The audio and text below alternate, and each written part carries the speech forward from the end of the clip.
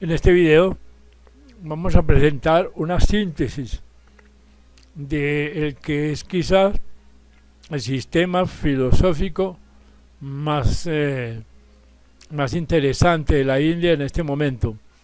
Lo vamos a comparar con el que presentamos en un video anterior, que es el sistema Sankhya, y vamos a subrayar la importancia que ha tenido en los filósofos occidentales.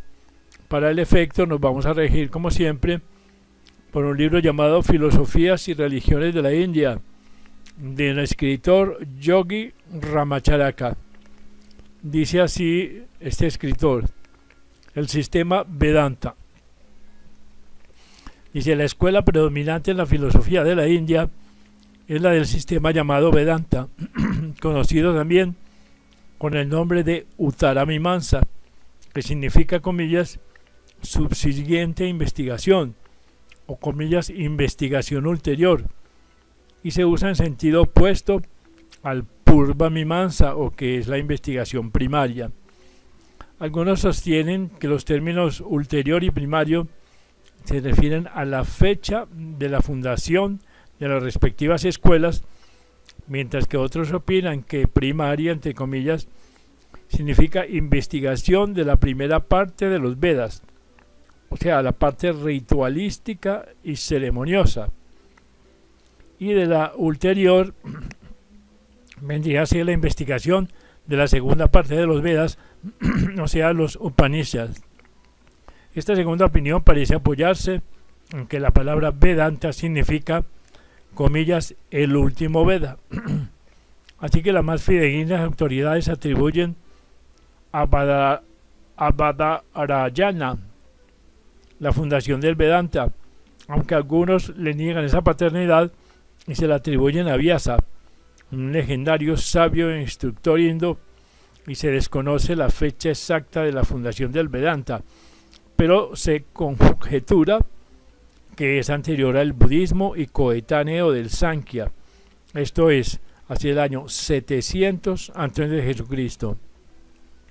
Así pues, las enseñanzas vedantinas reconocen y admiten la primera parte de los Vedas referente a las ceremonias, ritual, culto, etc., pero prescinden de todo ello porque toman por tema capital la segunda parte de los Vedas, o sea, los Upanishads, que tratan de la investigación de Brahman, o el absoluto, y de su manifestación en el universo fenomenal. Se estableció el sistema vedantino, o mejor dicho, se fue gradualmente estableciendo en satisfacción de las demandas de los inclinados a la filosofía, que deseaban la metodización científica de la parte del general sistema filosófico de la India, concerniente al uno en su relación con lo múltiple, prescindiendo pues de las ceremonias, rituales y dogmas religiosos por los que tanto insiste la primera parte de los Vedas. Desde un principio atrajo el nuevo sistema a los más preclaros entendimientos de la India y ha continuado creciendo y prosperando durante más de 2000 años, con muchos y mejores adherentes que los que cuenta la ortodoxia clerical. Aunque el Vedanta no se opone a las ceremonias y prácticas religiosas, porque las considera necesarias para quienes no estén tan adelantados en su evolución, de todas maneras es un signo filosófico basado en el puro raciocinio y no es una doctrina religiosa fundada en la fe. Así pues, gran parte de su éxito proviene de la amplitud y universalidad de sus enseñanzas. La filosofía vedantina pues ofrece amistoso refugio a todos los matices del pensamiento, doctrinas y opiniones, pues da a cada uno lo que le conviene a su particular estado de desenvolvimiento. Maravillosa la universalidad al compararla con otros sistemas. Sostiene que no hay más que una sola y única realidad y que todo lo demás es ilusorio, y así puede descubrir algo de verdad en todas las doctrinas y no obstante afirmar que nada hay verdadero sino la única realidad. Dice el profesor McMuller, comillas, la filosofía vedantina proporciona a todo hombre una amplia esfera de utilidad, lo sujeta a una ley tan rigurosa y estricta como nada puede hacerlo en esta transitoria vida.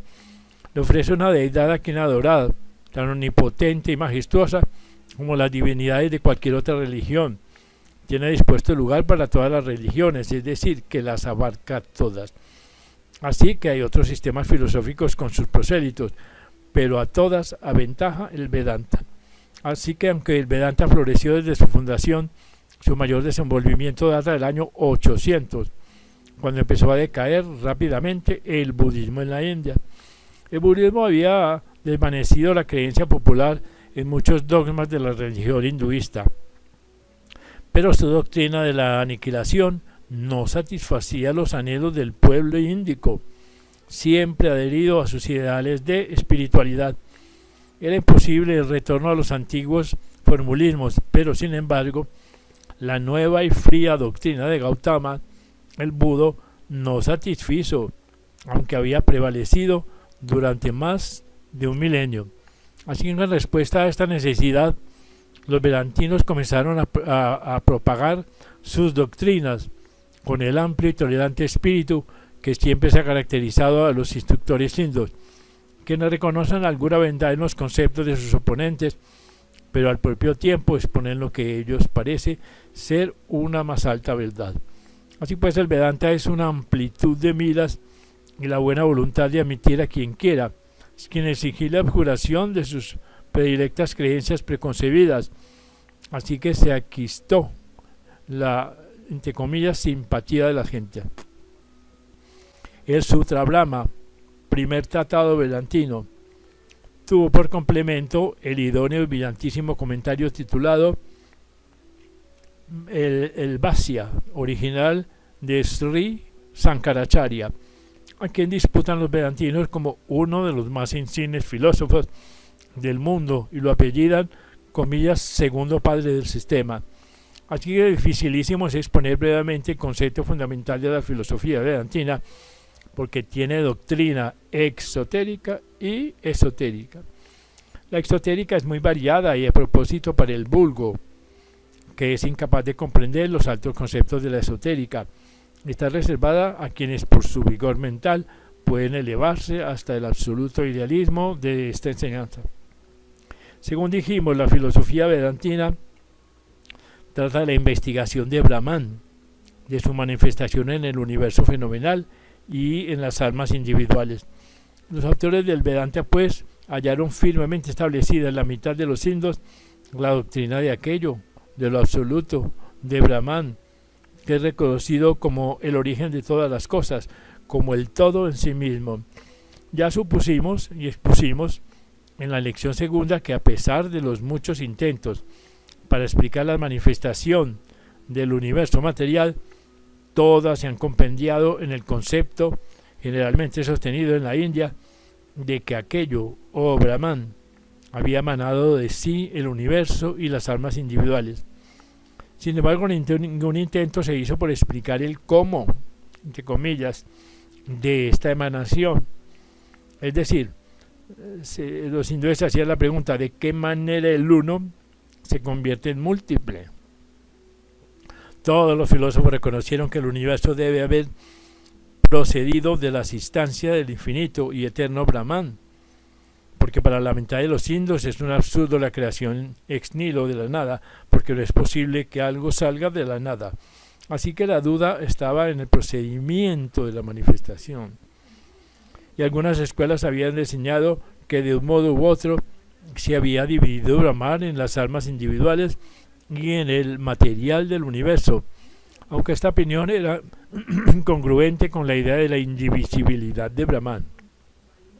Así pues, el concepto más admisible era el de una emanación, como del sol la luz o de la flor el aroma. Kapila, en su filosofía Sankhya, expuso el dual aspecto de la manifestación en Purusha, o conjunto de innumerables almas individuales, y Prakriti, o la naturaleza, la cual le proporcionaba la materia en que se infundían las Purushas. A este punto intervinieron los vedantinos con sus ideales conceptos de la única realidad, y que por consiguiente todo lo demás había de ser ilusorio o una manifestación del uno como múltiple, pero sin efectiva división del uno en partes. Así pues, el ilusorio universo provenía de avidyā, que es la ignorancia ocasionada por la ilusoria apariencia. Este concepto, en último análisis, es tan sumamente sutil, es tan hipermetafísico, que no admite casi otra explicación que la de sus propios términos. Sin embargo, intentaremos explicarlo. Dice nuestro autor: en primer lugar, el Vedanta afirma la existencia de aquello, o Brahman, como la única realidad y la única existencia. Acepta las internas enseñanzas referentes a la comprensión intelectual de aquello y las incluye en sus fundamentos y axiomas. Así afirma que Brahman, o única realidad, es uno, universal, infinito y eterno, indivisible e incapaz de separación. En consecuencia, debemos, según la filosofía vedantina, desechar el concepto de manifestación entre comillas y debemos sustituirlo por el de reflejo, comillas, o apariencia, comillas, porque si el único es indivisible e incapaz de separación y nada en realidad sino el uno para manifestarse, se sigue de ello que toda manifestación ha de ser ilusoria, o sea, un reflejo, una apariencia. Dicho de otro modo, dice el autor, todo lo externo y separado del único debe ser meramente, comillas, ideas, ideales del único o no ser nada. Bien sabemos que idea, entre comillas, es, comillas, la imagen de un objeto forjado en la mente, y que ideal significa existente en idea o pensamiento. Así, con este audaz concepto, los vedantinos desvanecieron todas las teorías precedentes, incluso la de los purushas, o individuales espíritus de Kapila, con su prakriti o naturaleza, que según los vedantinos habían de ser simples ideales existentes en la mente del único. Pero al propio tiempo la Vedanta admite provisionalmente todos los conceptos y teorías de las demás escuelas y permite que los conversos las mantengan en atención a la utilidad que prestan a los entendimientos todavía poco cultivados para pensar del mejor modo para ellos posible en el único, conducirlos a un punto en que puedan concebirlo libre de los falsos conceptos de Maya ocasionados por la avidyā o la ignorancia. Así vemos que los esfuerzos de los instructores vedantinos se dirigen en último término a explicar la naturaleza y características del funesto Maya, que de tal modo tergiversa la verdad que no es posible reconocerla, y motiva que, comillas, un pedazo de cuerda echado en el suelo se confunda con una culebra, ocasionando el mismo espanto que ocasionaría la efectiva culebra, porque es en saber qué es Maya y escapar de sus redes consiste el camino de liberación y emancipación del espíritu, cuyos ojos ciegan los ahumados cristales de la Maya, que es la ilusión. Consideremos primeramente el concepto vedantino de la unidad, del único, de Brahman, la única y absoluta sustancia que trasciende toda dualidad, toda cualidad o atributo, todo sujeto y objeto. Y dicen, es el origen de la existencia, es la inteligencia y la felicidad, es la eficiente causa del universo en sus aspectos espiritual, mental y material, es creador y creado, hacedor y hecho, causa y efecto, la verdad subyacente en el universo de irrealidad, es único, existente por sí mismo, contiene cuanto ha sido, es y será, así es sin segundo, puesto que todo lo contiene y no puede dividirse en partes ni está sujeto a cambio. Se refiere que el ser del hombre ha de tener naturaleza idéntica a la del único, en vez de ser parte o emanación de él. Esto es, que el yo o espíritu ha de ser el idento espíritu del único, entero e indiviso. Fuera de este ser nada hay, por lo que es falsa la dualidad reconocida por otras escuelas. Así que de seguro este concepto es sorprendente, es de difícil comprensión y sin par en la historia de la filosofía índica. No es maravilla, pues, que se le haya llamado, entre comillas, el más alto pináculo del pensamiento filosófico a que la mente humana puede llegar. Y dice el autor Schlegel, comillas, aún la más alta filosofía europea, el idealismo nacional de los griegos, aparece al compararlo con la copiosa luz y vigor del idealismo oriental como una débil chispa pronta a extinguirse del fuego de Prometeo en el pleno fulgor del esplendente sol de mediodía. Y añade Max Müller, comilla, el Vedanta mantiene una posición única entre las filosofías del mundo. Después de realizar la verdadera naturaleza del ego, lo une con la esencia de la divinidad absolutamente pura, perfecta, inmortal, inmutable y única. Así que ningún filósofo, ni Platón, ni Spinoza, ni Kant, ni Hegel, ni Schopenhauer llegaron a tan excelsas cumbres del pensamiento humano. Ninguno de nuestros filósofos, sin exceptuar a Heráclito, Platón, Kant o Hegel, se atrevió a erigir tan sutilísima aguja sin temor de la tormenta ni del rayo. Se suceden ordenadamente los sillares después de colocada la primera piedra, esto es, después de ver claramente que en el principio no pudo haber más que un ser único, como único habrá de existir al fin, llamémosle Atman o Brahman, cierra comillas, quien por primera vez sigue las enseñanzas del Vedanta por el angosto sendero del razonamiento que conduce, comillas, al más alto pináculo del pensamiento filosófico. Así puede llegar adelante y sin aliento a la sutil y enrarecida atmósfera de aquellos cumbres y nota que el frigidísimo aire de la montaña penetra en todo su ser, y cuando alcanza el más alto picacho, contempla empavorecido los picos inferiores y los valles y precipicios de la onda lejana, y duda de si le será posible descender a tierra baja, o prescindiendo de símiles, se admira de cómo una mente razonadora será capaz de explicar la existencia del universo fenomenal después de haber concebido la de un ser indivisible, inmutable y único, con el adjeticio axioma de que de la nada no puede salir algo.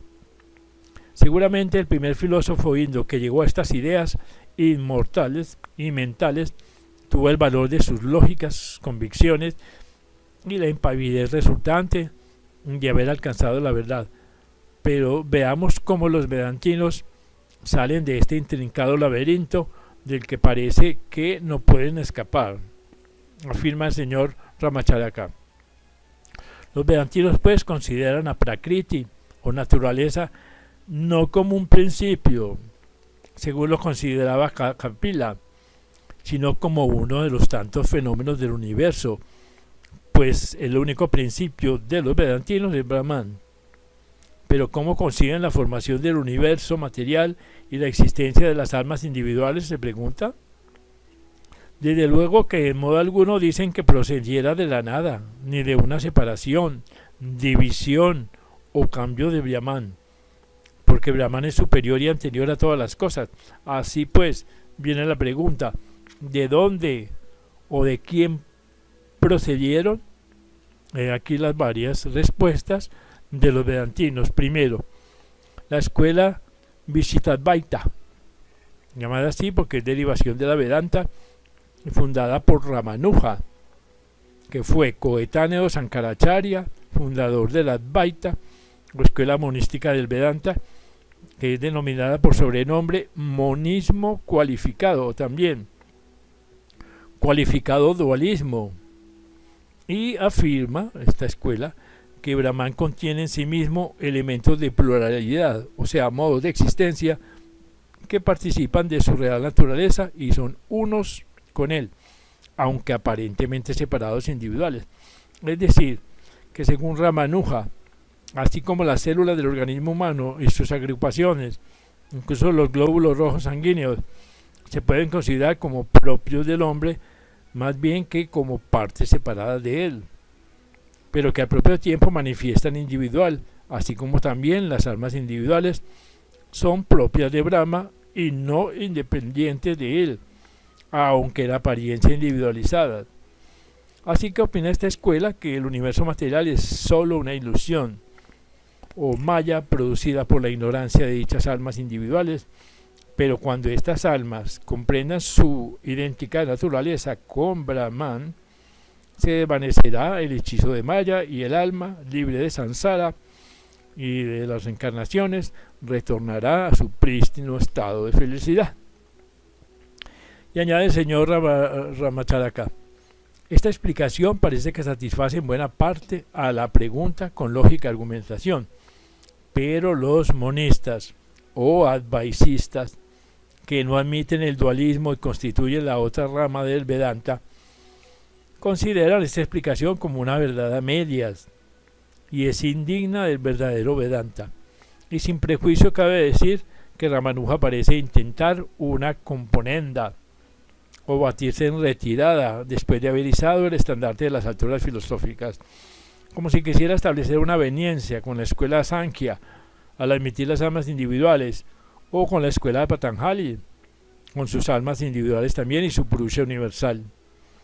Pero desde otro punto de vista parece como si Ramanuja mudara el concepto del ser eterno, infinito, inmutable e indivisible en el de un Brahman atomístico compuesto de innumerables elementos entre comillas o modalidades entre comillas, que aunque no se le llamen partes, de todas maneras contrarian el consejo del indivisible Brahman, entre comillas, sin nada dentro ni fuera de él. Y de esta manera resulta ciertamente que la final posición de Ramanuja es pues una retirada de la primitiva y que o temió llevar el concepto original a su lógica conclusión o que la gente no lo comprendiera. Y añade: parece más probable esto último porque muchos indos adheridos a las enseñanzas vedantinas no son capaces de comprender la extraña posición idealística en que se coloca la escuela Advaita de Sankara, y les satisface mucho más el cualificado monismo de la escuela de Ramanuja. Aunque cabe decir que hay dos escuelas del Vedanta cuyos prosélitos se denominan igualmente vedantinos, lo cierto es que los eruditos libres de prejuicio, tanto de Oriente como de Occidente, reconocen en la escuela Advaita el verdadero Vedante, esto es, el que lleva el argumento hasta sus últimas consecuencias lógicas sin recelos ni componendas.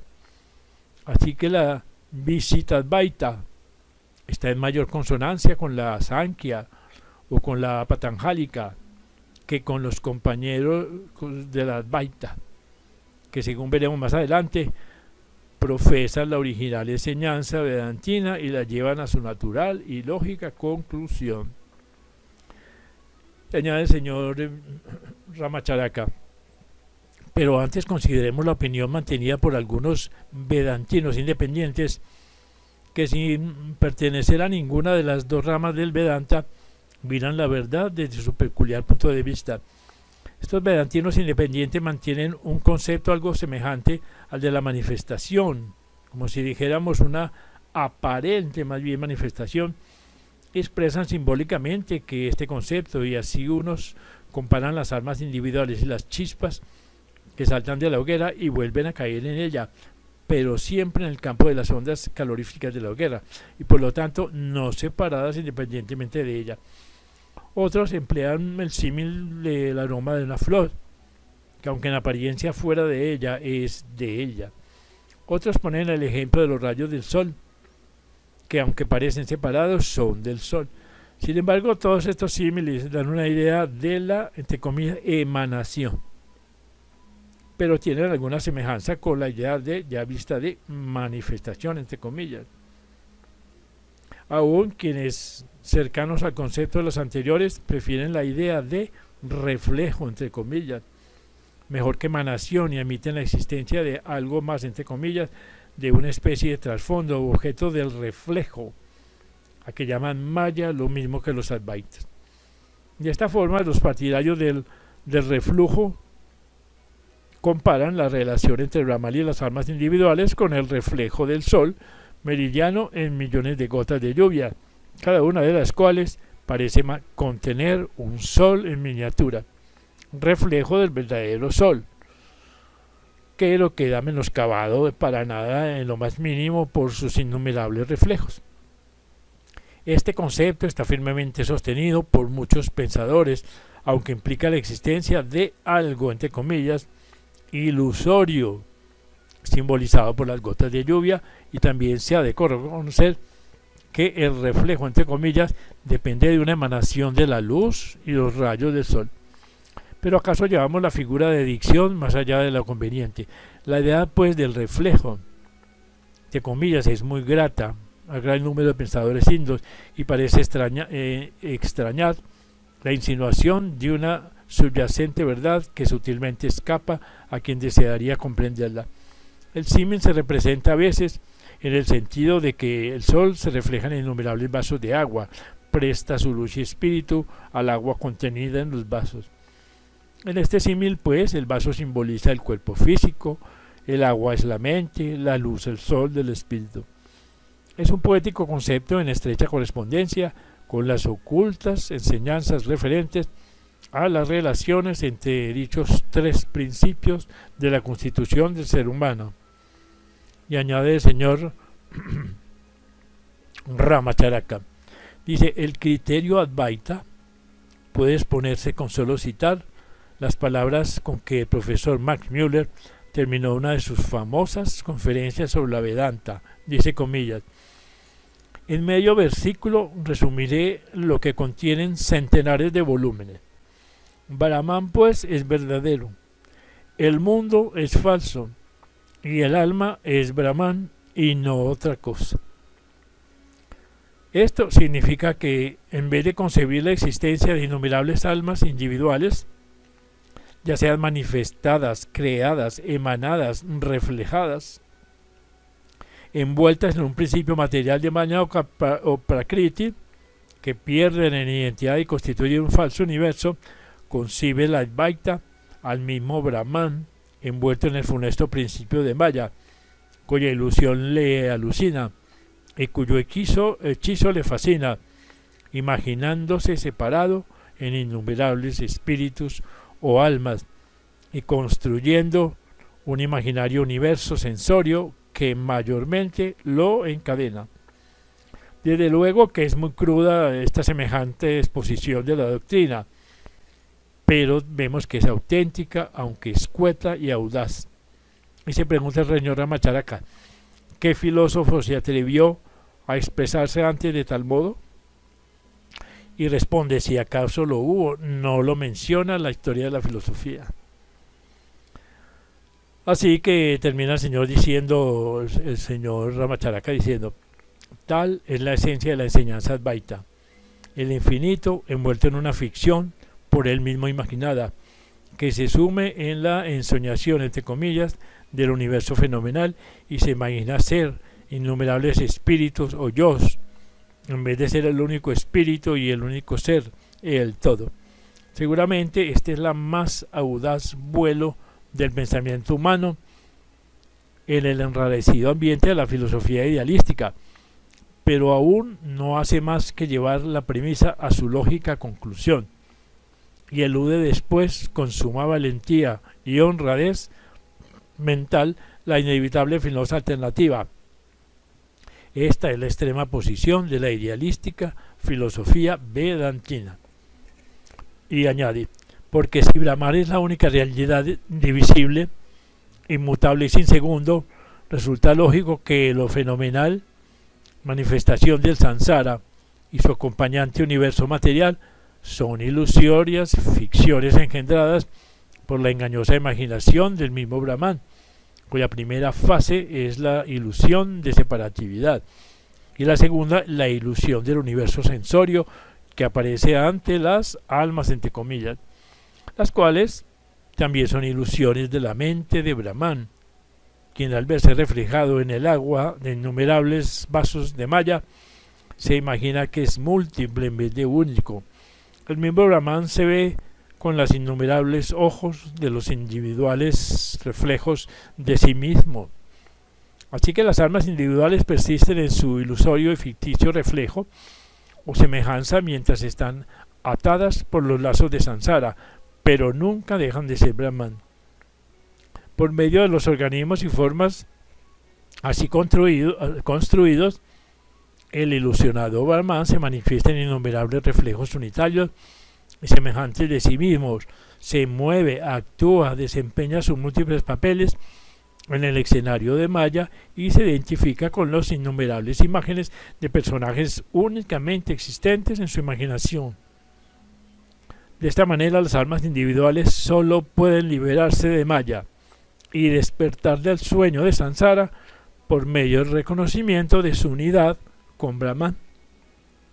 Únicamente mediante este conocimiento, entre comillas, puede el alma emanciparse de su aislamiento y recobrar la conciencia de su verdadero ser. Los advaitas no aceptan por completo los fundamentales conceptos acerca de aquello o Brahman, pero los consideran como intentos de suponer modalidades o atributos en lo que está más allá de todo atributo y cualidad, y no conciben aquello como absoluta esencia, sustancia o espacio, ni como la absoluta esencia del movimiento en reposo, ni como la absoluta esencia de la ley. Así pues, prescinden de todo esto y remontándose más allá del manantial de la filosofía, conciben aquello a Brahman como Sat, Chit y Ananda, y lo cual significa absoluta existencia, absoluto conocimiento y absoluta felicidad. Y continúa el señor Ramacharaka.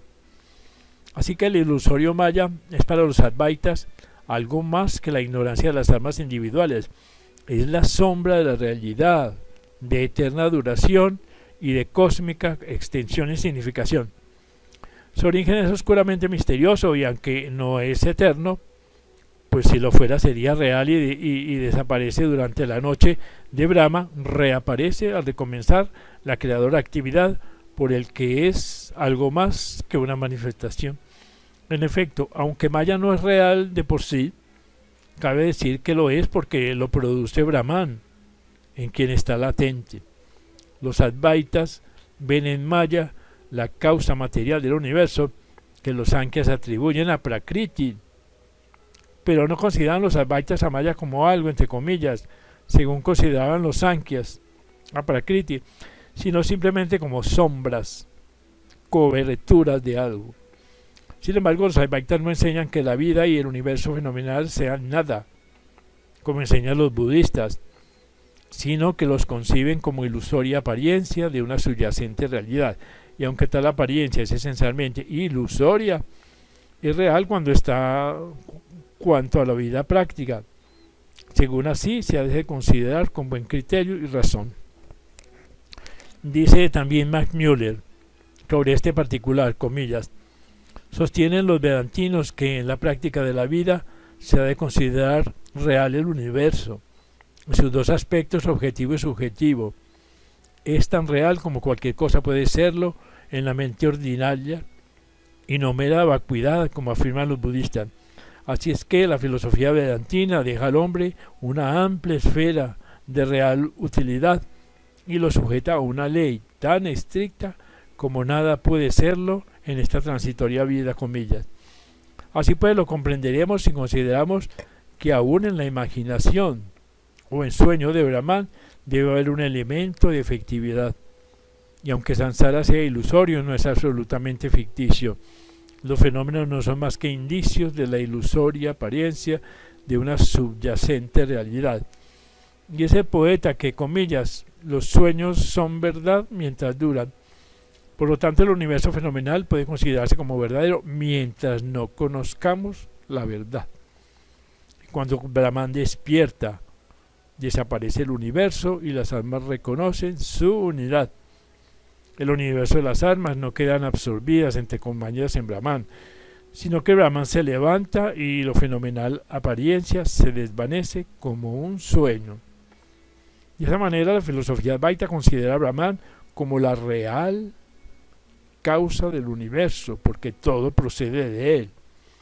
También lo considera como la causa aparente, porque el proceso de Maya, análogo al de Prakriti y de los Sankhyas, depende de la existencia de Brahman, pues Maya carece de energía y obra por la inducida energía de Brahman, como el imán induce energía magnética en las partículas de acero.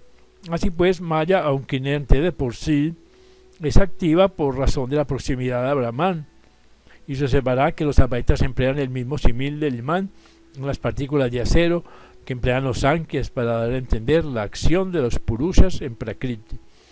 Verdaderamente, dice el autor, hay mucha analogía entre el Prakriti de los Sankhyas y el Maya de los Advaitas. Y la principal diferencia estriba en que los Sankhyas consideran a Prakriti como el principal fundamento de la naturaleza, mientras que los Advaitas simplemente consideran a Maya como ilusorio fingimiento de la imaginación o ensueño de Brahman, o más bien como la misma imaginación o ensueño. Dice sobre el particular el autor, comillas, Maya, la inexplicable ilusión, ha sido el ideal adjunto ilusoriamente extendido sobre Brahman desde toda la eternidad. Y agrega nuestro autor, antes de considerar la naturaleza de Maya, según la entienden los Advaitas, nos detendremos en las enseñanzas referentes a la actuación de la ignorancia, de Avidya, por medio de la ilusión, por medio de Maya. Y dice, la Avidya de cósmica extensión y efecto actúa de dos modos, mediante Maya. El primero consiste en envolver a Brahman y producir la ilusión de muchos yos. El segundo consiste en la proyección del universo material a causa de la primera ilusión de la manera siguiente. Por medio de Maya proyecta Avidya los sutiles elementos de éter, aire, fuego, agua y tierra. De estos sutiles elementos derivan 17 principios sutiles y 5 densos. Los 17 principios sutiles son los 5 sentidos de la vista, oído, olfato, gusto y tacto. Los 2 principios mentales son buddhi, o sea, de comprensión y raciocinio, determinación. Y el manas, o principio de voluntad e imaginación. Y los 5 principios que rigen los órganos de acción. Esto es, los de la palabra, las manos, los pies, los órganos, la excreción, los de generación. Los 5 alientos o energías vitales o modalidades de prana. Y de los 5 elementos densos derivan de la combinación de los útiles y sus actividades y operaciones constituyen el universo material. Esta clasificación pues de los principios es común a la mayoría de los sistemas filosóficos de la India.